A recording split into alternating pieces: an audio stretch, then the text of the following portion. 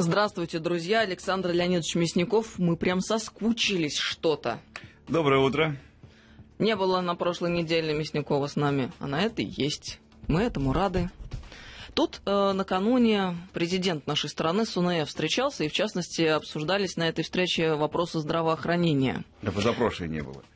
Да, я как раз участвовал в этом форуме, и он на меня произвел двоякое ощущение. Потому что, первое и самое главное для меня, я, честно говоря, побаивался этой встречи Народного фронта с президентом. Я, честно говоря, побаивался этой встречи Народного фронта с президентом, потому что настрой-то, особенно первого дня, был ясен. Звучала очень жесткая критика, и, в общем-то, общий настрой был такой, что давайте мы прекращаем всякие телодвижения, давайте мы возьмем тайм-аут, разберемся, потому что ситуация в медицине не устраивает очень многих. И, понимая такой настрой общества, я боялся, что президент пойдет, знаете как, не захочет злить, что ли, людей. Или, было предложение, самое большое предложение, наложить мораторий на оптимизацию. И многие от этого от него ждали, а многие такие, как я, ждали со страхом, что на это согласится, потому что для меня лично мораторий на оптимизацию обозначал конец всяких надежд на лучшие изменения к лучшему в медицине. Я согласен, что, может быть, многие вещи идут не так, но, тем не менее, они начали менять вот эту закостенелую форму медицины, и пошло движение. Пускай болезненно, пускай часто неправильно, но оно пошло. Если с самого верха сейчас прозвучит «стоп», это обозначает, что все, кто шли, будут просто преданы. Например, я вам скажу, что когда недавно нынешний министр здравоохранения Москвы, он был назначен как раз в разгар всех этих волнений, митингов, на Алексея Ивановича Хрипуна, я его спросил: слушай, а зачем тебе это надо? Профессор, умнейший человек. А он мне говорит, причем не на людях, а, знаешь, говорит, я искренне верю в реформирование, искренне верю, что нужно и можно что-то сделать. И если бы сейчас была команда «Стоп», ведь все эти люди, которые кладут живот на желание что-то сделать, это было бы, конечно, плохо. Слава богу, этого не произошло. И вообще, кстати, по наивности, может быть, приятно удивлен, что президент достаточно хорошо ориентирован на всех вещах, потому что те вопросы, которые поднимались всегда, о страховой медицине, о рекламе лекарств, о каких-то еще вещей, он очень продуманный и достаточно правильно отвечал. Я понимаю, что, конечно, там советники и так далее, но, тем не менее, у меня чувство удовлетворения. А со мной сидел очень уважаемый мой профессор, который является полным оппонентом мне, он противник реформ, он противник Печатникова и так далее. Мы сидели рядом, просто и не потому, что он плохой, у него просто немножко другой взгляд на это. Он считает, как и многие, что давайте мы сейчас все остановим, будем долго думать, долго планировать, и только потом, когда тщательно спланированные реформы, у нас будут уже полные дорожные карты, мы начнем. Просто жалко, что в ту пору счастливую жить не придется ни мне, ни тебе. Да, только жить в эту пору прекрасно, да. Не придется ни мне, ни тебе. Да. И поэтому мы немножко по-разному реагировали на то, что происходит. Но общий вывод такой, что реформирование медицины необходимо. Пускай оно идет пока со скрипом, пускай оно идет с болью, но оно началось, оно идет, и оно будет идти. О всех проблемах, конечно. Причем там были такие вещи, знаете как, иногда даже трудно... Было столкновение двух точек зрения. Первый, который представляет Минздрав, который такой: уря, у нас все хорошо, все прекрасно, и не смейте нас трогать. Другая точка зрения, полярная, была, что у нас все плохо, все кошмар, все разваливается. Президент, вежливо говоря, выслушал и тех других, сказал: не, минуточку, есть серединная линия, которая гораздо точнее. Но воровать не надо. Объясни мне, как мог встать этот человек, который, Минздравнадзор, то есть, закупка медицинской техники. Угу. и вежливо улыбаться. Он говорит, что какая вам нужна команда, чтобы не воровали? Он встает и хихикает. Это что, болезнь, что ли, такая? Ну, когда мальчик из еврейского округа высказал правильные вещи. А я, между прочим, до конца не понял, что сказал мальчик из еврейского округа. Одно дело, если бы там убрали государственные лаборатории и заменили их частными, и стали платить, вот раньше я шел бесплатные анализы, а теперь я за анализы плачу. Это одно и то, что поняли все. А я вот понял немножко не так, потому что я был в Перми в свое время, и там такая же была ситуация.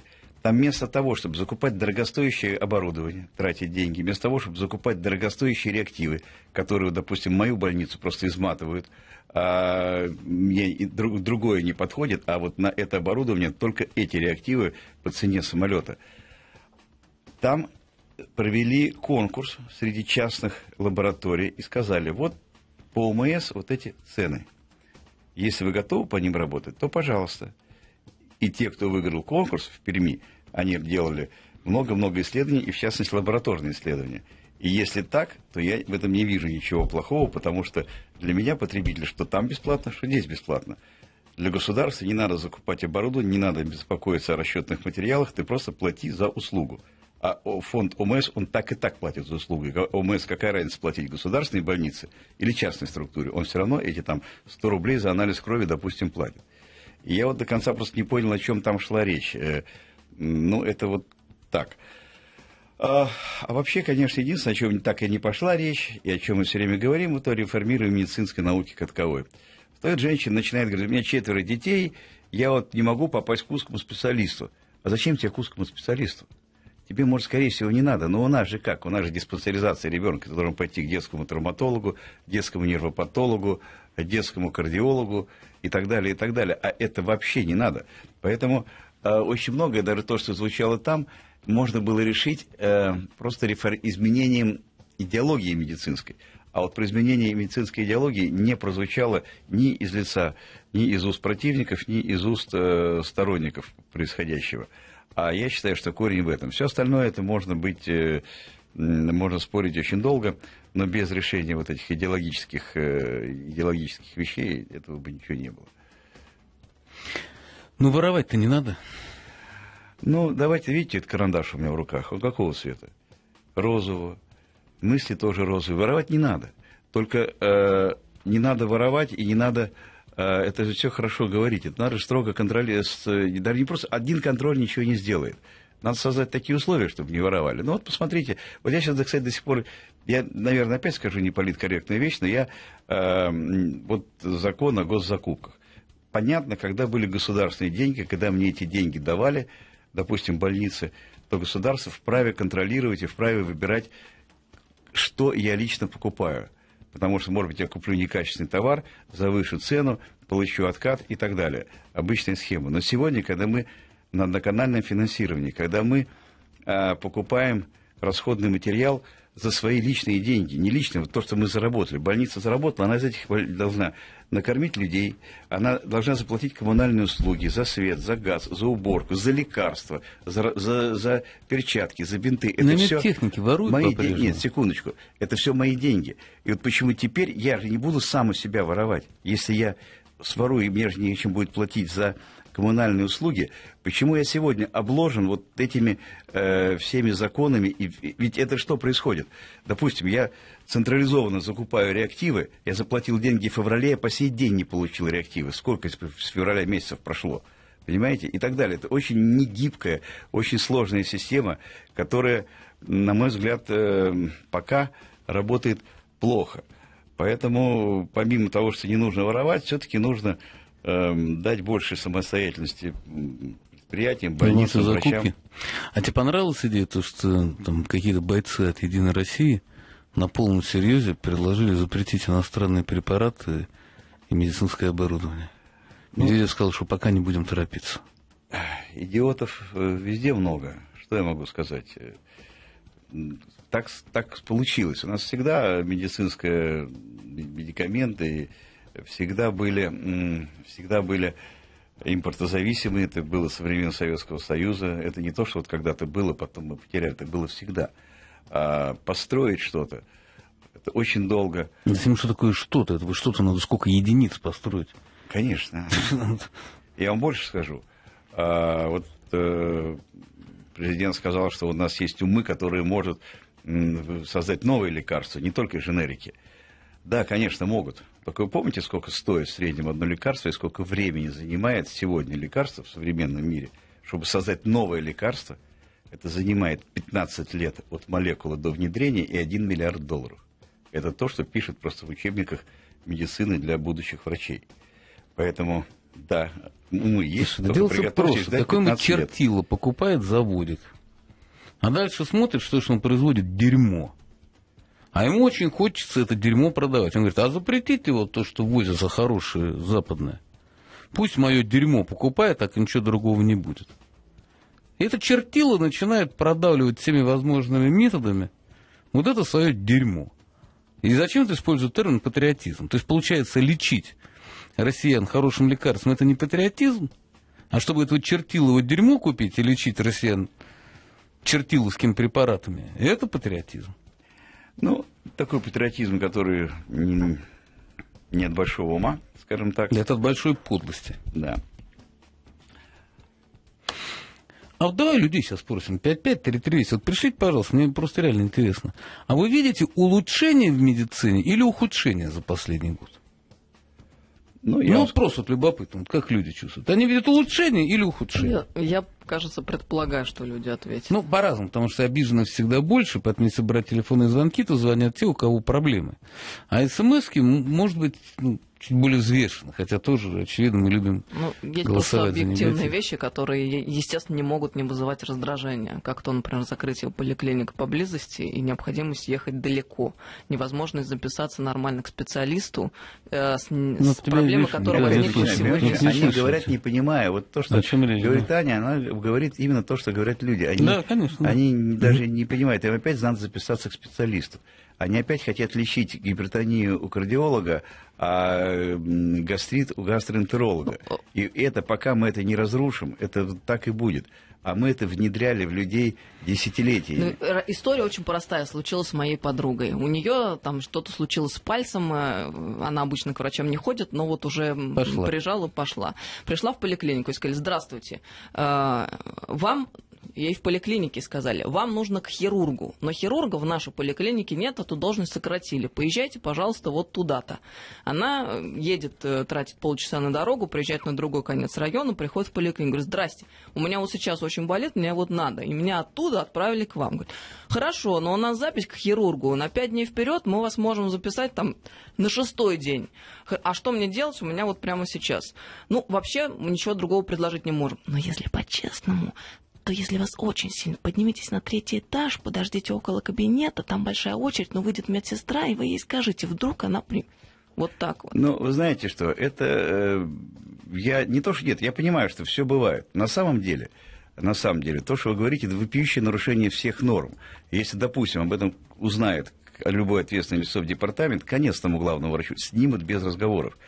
Как сейчас следят за этим, вы поверьте, у меня все места болят, потому что нас еженедельно собирают, не дай бог, вот вы говорите, сократили хирурга, не просто хирурга не будет, а не дай бог, там появится желтая зона в записи хирурга, лично отвечает главврач. Это следит, вы знаете, что все эти очереди, вся вот эта система, у Собянина в кабинете, он, если видит красное, это действует на него как на, извиняюсь, быка, он... Звонит департамент вниз уже вы понимаете как. Самое страшное сейчас для любого главврача, если у него вот очередь или, не дай бог, вот такая ситуация, как вы говорите. А если еще вот в этой ситуации сделают за деньги, вот так вот мы не можем, отправим, это отслеживается. Я понимаю, Саша, что следить что нельзя. Вы живете в двух разных странах. У меня такое ощущение, что да. Вот ты живешь в прекрасной стране, в своей поликлинике, где ты навел какой-то порядок. А я, например, несколько раз был в разных поликлиниках. Меня всегда удивляло дикое количество охраны, при том, что я прохожу там на 2-й этаж, на 3-й, и меня никто не останавливает, не спрашивает. Они меня даже не узнают, они меня не видят. Кстати, я прохожу... Кто-то оружие пронес так. А это вообще не проблема. Тебя не видят. Я вообще не понимаю, зачем все эти люди. А очереди, которые сидят у кабинетов, небольшие, но все равно есть то, что я видел. И люди. Людей много. Да, и вот люди тебе пишут, подавляющее большинство резкое ухудшение. вы... Вопрос, а что вы, собственно, хотите? Чтобы вас не трогали, оставили как есть, все вернулось как есть? Я? Нет, вот вообще... Я хочу для того, чтобы была реформа, чтобы она была реформа. Потому что реформа — это не когда что-то вырезают и ничего не делают взамен. Потому что реформа — это когда у тебя меняется система подготовки врачей, когда меняется система переквалификации врачей. Вот это реформа. Конечно. А когда у тебя говорят сверху, давайте вот это закроем, укрупним, это не реформа, а болтовня о сокращении денег. Потому что врачи те же идиоты, на которых случайно получается профессионал. И когда ты приходишь, первая фраза: какой мерзавец вас лечил до меня. Нет, с этим я согласен, но вы, кстати, вообще повторяете мои слова. Вот я тоже считаю, что любую реформу начинать с образования, менять врачей, и без этого ничего не будет. Нет, есть и очень хорошие врачи, ну идиотов сколько хочешь. Более того, я хочу сказать, что я еще раз повторяю, что пока не изменим саму медицину, сам дух медицины, все остальное это как не пересаживай, ничего не будет. Но все-таки говорить о том, что вот так вот все плохо, я просто не согласен, потому что я вижу, я пришел в больницу. Там не потому, что я пришел, просто я вижу, что происходит. Я не беру про оснащение. Ты к себе в больницу пришел? Ну, ты пришел в свою больницу? Ну да. Правильно, потому что ты у себя навел порядок, потому что ты Мясников.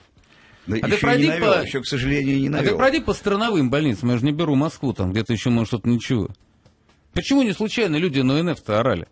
А Минздрав видит сведенные показатели. В сведенных показателях все отлично. А голос народа они ни хрена не слышат. Вы знаете, я очень, так как мы долго с вами в эфире, Александр, я очень долго придерживалась вот позиции то, что реформа нужна, все это правильно и так далее. Но и я вот так повезло, что в приличных поликлиниках обслуживаюсь и не вижу всей этой ситуации, которая происходит. Но я не могу не обращать внимания на те факты, которые уже, это один я вам рассказала, а на самом деле таких, ну, я за последнее время штук 5 от знакомых слышу. Ну хорошо, вспомните, как было 10 лет назад.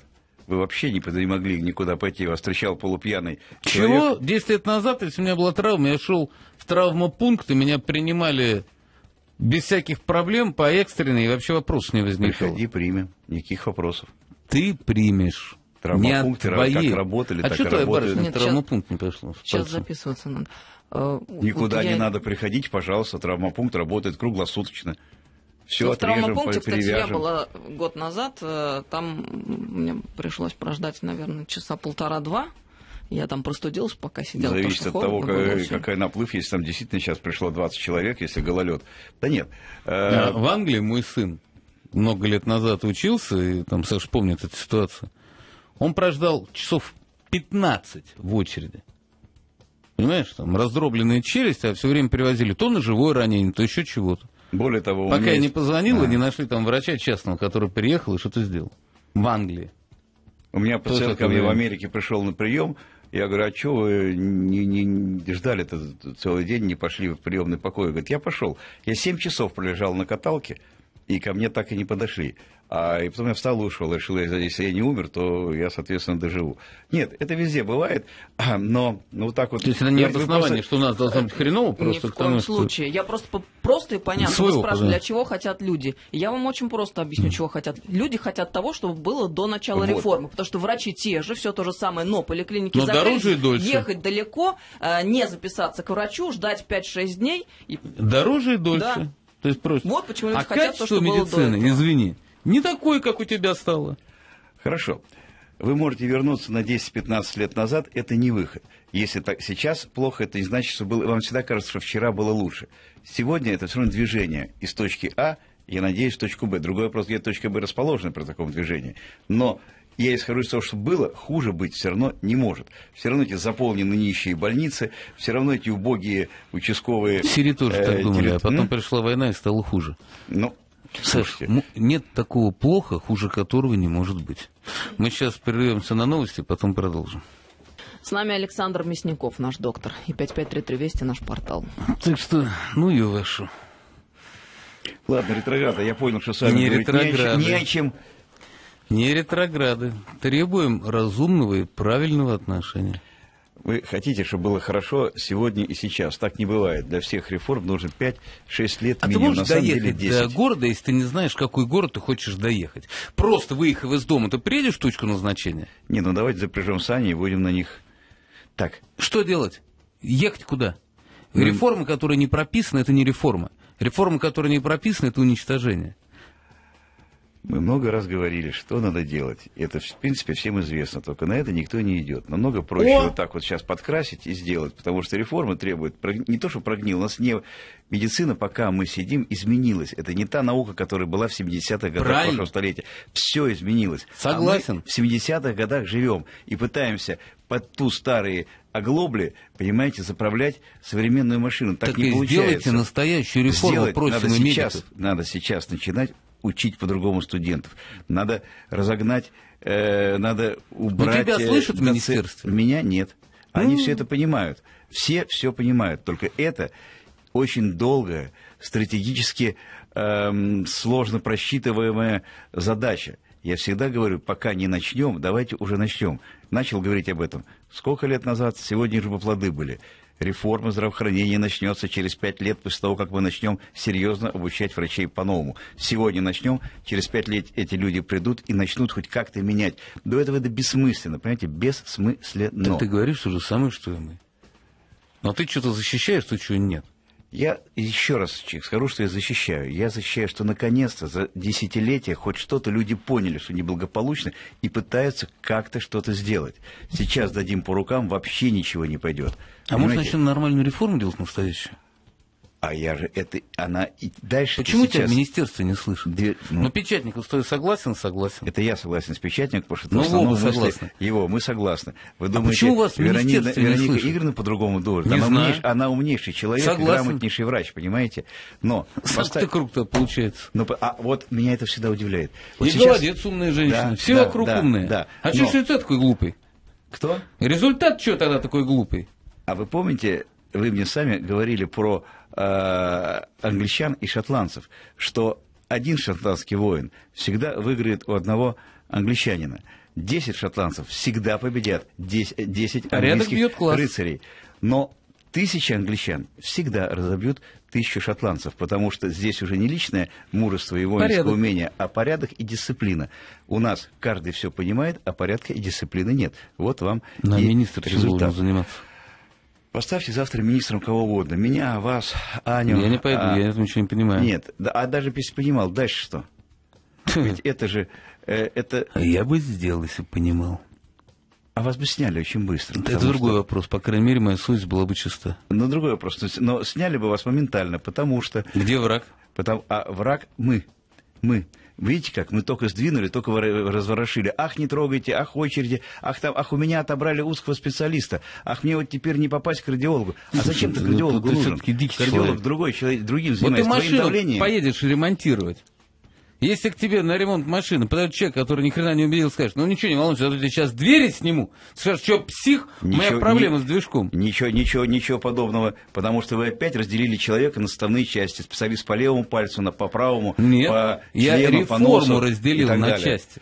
Реформу разделил на части. Если ты реформу вместо того, чтобы начинать с азбуки, начинаешь с финтифлюшек, то у тебя не будет никакой реформы. Вот тебя же цитирую. Нет, я понимаю, но ведь вы же говорите, смотрите, а что реформа? Начали очень просто. Сократили больничные койки, пытались перевести часть людей в поликлиники. Другое дело, что поликлиники не готовы. Врачи в поликлиниках не готовы. Что поликлиники не готовы? А потому что врачей надо переучить. Подготовить поликлиники, а потом нет, надо сначала врачей подготовить. Если у тебя нет правильных врачей, которые не понимают, как надо лечить, не будет. Поэтому я тебе говорю, нет реформы, пока не начинается подготовка врача. Доктор Александр Леонидович Мясников многократно повторял наш эфир. Сейчас защищает непонятно что. Поэтому, доктор, давай лучше лечи людей. Вот тебе куча звонков идет, вот отвечай на их вопросы. 553320 – это наша самоспорта. Тоже защитник всего чиновничества, а? Все умные, все хорошие, мы плохие. Ну, ты дивись. Да, потому что вы хотите, чтобы все было сразу и хорошо. Так не бывает. Я хочу, чтобы твои идеи воплощались в жизнь, которые ты сам здесь и высказывал. Но уже устал ждать. Так, у нас были сначала вопросы непосредственно касательно здоровья, но после того, как завязалась дискуссия... Множество вопросов. Давайте разные. Давайте я вас пока отвлеку, просто чтобы перебить накал страстей, а то вы уже второй час ругаетесь, то со мной, то не со мной. Я ругаюсь с тобой, цитирую тебя же. Ну, да, тут что говорить, мы много раз уже и план предлагали, и говорили, но я просто радуюсь тому, что хоть какое-то движение есть, а если есть движение, то постепенно, знаете, как главное ввязаться, а там куда-нибудь выйдет. Что я хотел сказать, вот этот ужасный случай, когда застрелили в Ленинграде доктора, замглавврача, пластического хирурга, это же не единичный случай, он и у нас в России встречается, а вот в Америке есть статистика. Там убивают таким образом 12-16 человек в год гибнут. А вот другая статистика, я просто посмотрел сегодня статью, не знал, оказывается, и там статья называется, что доктора, не держите дома оружие. 400 врачей ежегодно кончают жизнь самоубийствами. Считается, что это вот такая профессия группы риска, что они работают на износ, депрессии, и если у тебя наготове есть дома оружие, то, так сказать, все эти же не тщательно спланированные самоубийства, обычно это импульсивно, под действием алкоголя. Так что вот если посмотреть, это целый выпуск медицинского института в год сам себя уничтожает. Так что жалейте врачей тоже, а то начинаете о них стрелять, до самоубийства доводить, вот, критикуете опять же. Ну, 553320, друзья, присылайте вопросы касательно здоровья. Тут я пока прокручивала, прочитала, конечно, жуткие вещи. Из Тюменской области умерла женщина от менингита, потому что терапевт срочно не направила к лору, отправила на запись. Запись через 2 недели была.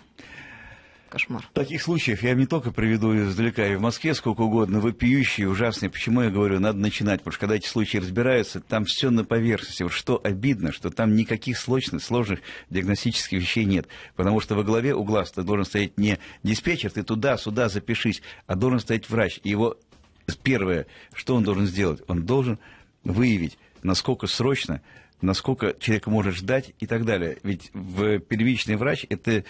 Он по-хорошему диспетчер, но не по-тупому, что вот вам записаться. Он должен осмотреть больного и оценить его состояние.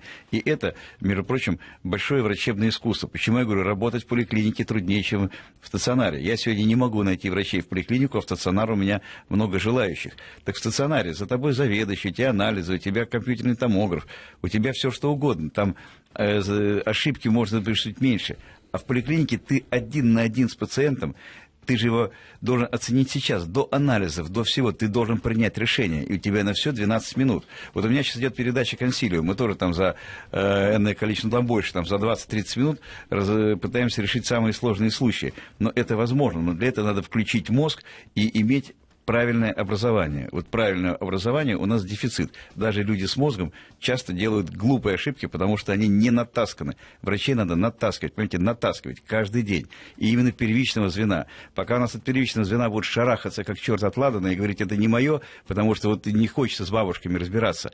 А какой идиот завалил вторичными больными бабушками весь первичный прием? Ну, разделите вы приемы. Сделайте для хронических больных, которые пришли, вот эти бабушки, которым нужно продлить лекарства, померить давление, вы разделите, вы дайте человеку, которого с менингитом приходит, дайте адекватно оценить, а врач у него замыливается глаз.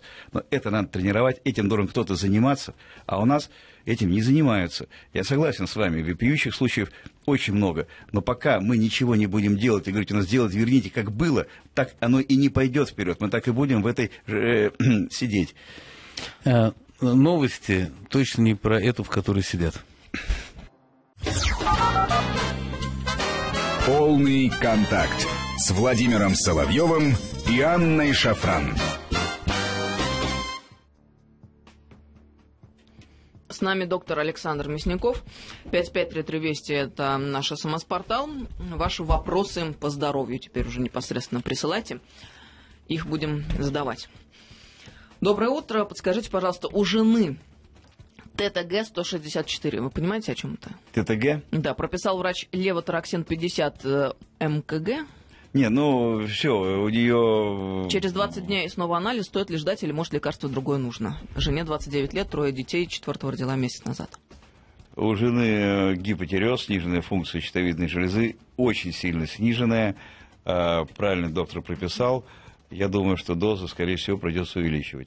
Тем более, что у нее недавно были роды, характерный послеродовый тиреоидит, это классическая вещь. А, видимо, это наложилось на имеющийся аутоиммунный. Значит, увеличивайте дозу.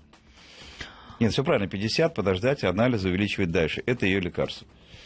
У меня раньше были камни в почках, выводила успешно травами. После климакса остеопения, но камней больше не образуется. Есть связь и существуют ли препараты СА, которые, не знаю, что такое, которые усваиваются, но не происходит обострение мочекаменной болезни? Умоляю, ответьте. Я понимаю, что вы говорите, у вас остеопороз, разжижение костей, но если, допустим, вы принимаете избыточное количество кальция, это может приводить к образованию камней в почек, если вы это имеете в виду.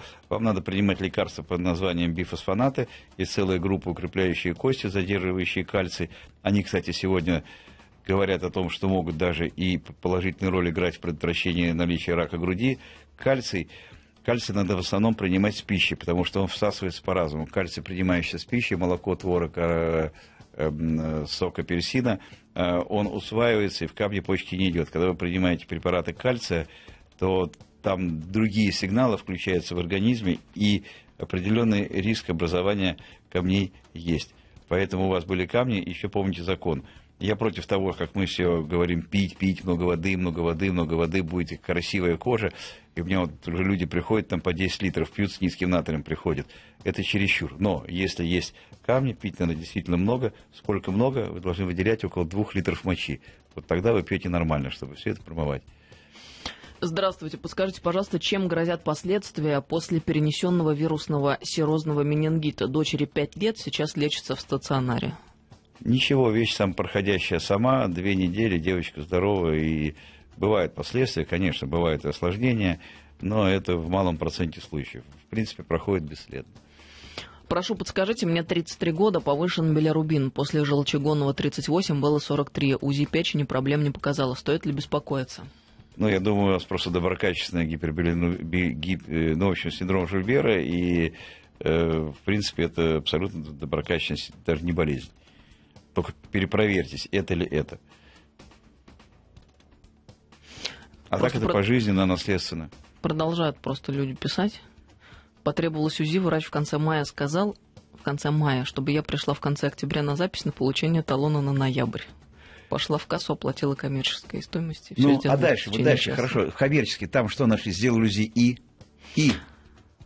Результат есть или так просто? Ничего не нашли, расширение лоханки в правом мозгу? Я все к чему? Мы все УЗИ. А что вам это УЗИ даст? К УЗИ есть показания.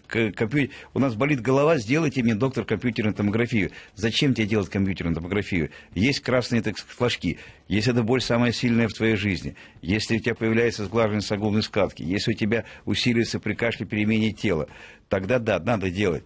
А так это делать не надо. То же самое УЗИ. Что у тебя? Живот болит? Зачем тебе УЗИ? С какого боку? Должны быть четкие показания. Мы же, ведь посмотрите, давайте посмотрим с другого конца. Сколько мы делаем, вот я посмотрел себя в больнице, сколько мы делаем компьютерных томограмм. А теперь посмотрите, сколько патологии мы нашли, только реальной патологии.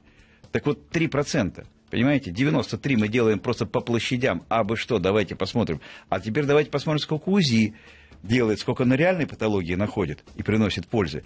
А сколько она приносит расширение там головки, еще чего-то, театр теней. И мы потом начинаем делать, вплоть до операции доходить, ах, у меня камни желчного пузыря, ах, у меня киста почки, а вот доктор УЗИ сказал, у меня то, а дальше что? А дальше сделаем анализы, а дальше сделаем магнитно-ядерную резонансную томографию, а вдруг это рак, а еще отправим на операцию. В общем, это вы нам рассказывали уже, Александр Леонидович. Давайте время поэкономим, потому что вопросы присылают. В это УЗИ уперлись.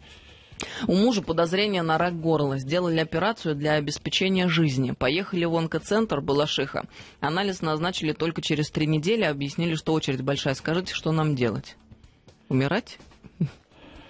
Онкологическая служба – это особая служба, но я вам скажу, что при том, что в ней очень и очень много различных проблем, я вам приведу в пример 62-ю больницу онкологическую.